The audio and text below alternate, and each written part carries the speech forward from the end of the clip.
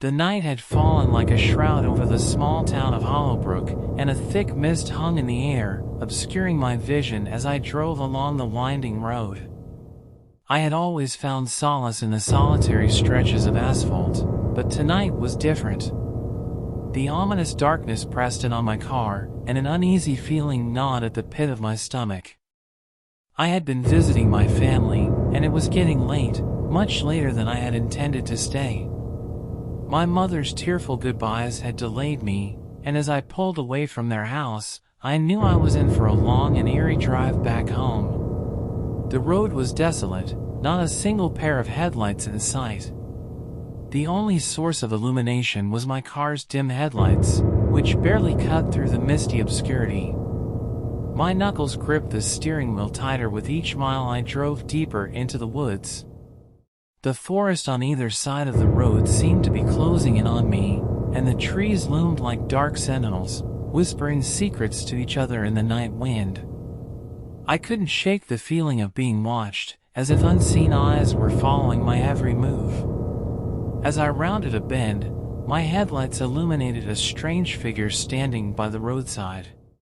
I slammed on the brakes, heart pounding. A woman stood there, her long, tangled hair obscuring her face, her tattered clothes clinging to her emaciated frame. Her eyes, wild and unfocused, seemed to be staring right through me. Despite every instinct screaming at me to drive away, I couldn't leave her there in the dead of night. I rolled down the window cautiously and asked, "Are you okay?" She didn't respond, just continued to stare, her lips moving soundlessly as if trying to form words that wouldn't come. Goosebumps crept up my arms, and I felt a sense of foreboding I couldn't ignore. "Get in the car," I said, my voice shaky. "I'll take you to the nearest town." She moved slowly towards the car, her limbs trembling as if she hadn't used them in ages.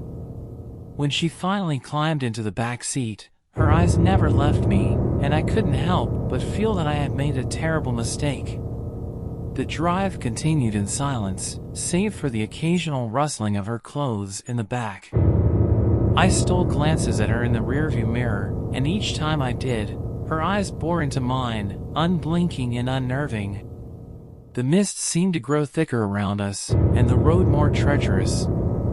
After what felt like an eternity, I finally reached the outskirts of a town, its warm, inviting lights a stark contrast to the desolation of the road I had just traversed. I pulled over, turned to the woman in the back seat, and said, "We're here. You can get out now." She made no move to leave the car, her gaze locked onto mine. Panic began to rise within me, and I knew I had to get away from her. I opened the door and bolted from the car, not looking back until I was inside a brightly lit diner. Breathing heavily, I ordered a cup of coffee and tried to make sense of what had just happened. The waitress gave me an odd look, and I realized I must look like a madman. I explained the situation, and she exchanged a worried glance with a man sitting at the counter. "That road is cursed," the man said, his voice low and grave. "You're lucky you got away." I felt a chill run down my spine as he recounted tales of travelers who had encountered the same woman on that desolate road, only to vanish without a trace. The townsfolk believed she was a vengeful spirit, seeking to lure unsuspecting souls to their doom. I couldn't believe what I was hearing, but the fear in their eyes was all too real. I'd paid my bill and left the diner, determined to put as much distance as possible between myself and that cursed road. As I drove away, the mist had thickened, obscuring my vision once more. Panic clawed at the edges of my mind, and I pushed the accelerator harder, praying I wouldn't see that woman again. But she appeared, standing in the middle of the road, her hair flowing like a specter in the wind. I slammed on the brakes, but it was too late. The car skidded, and I felt a jolt as it collided with her frail form. Her body disappeared into the mist, and the car came to a shuddering stop.